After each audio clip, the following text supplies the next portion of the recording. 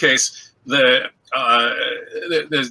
Muslim so-called extremism is, yeah, I mean, there are the crazy extremist Muslims out there, just like there are crazy extremists of all persuasions. But the fact is, in Islam, that most of the crazy extremists are actually created and run by and employed by the West, by the United States. The United States created Al-Qaeda.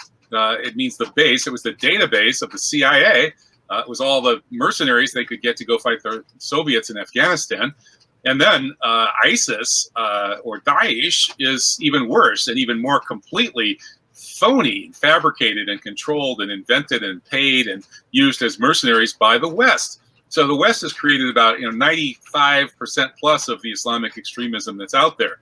If it hadn't been for the British and then later the Americans weaponizing the Wahhabi movement, which was just a tiny fringe element of desert bandits who were using perverted theology to justify their robbing and murdering pilgrims going to Mecca. That's all Wahhabis ever were, and they would have been forgotten hundreds of years ago if the British hadn't moved in, armed them, funded them, weaponized them, and used them to beat up on other Muslims. That's where Wahhabism came from.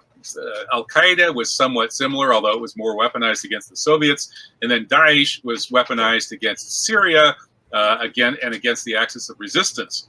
So the fact is, the real extremists here are actually the Western secular.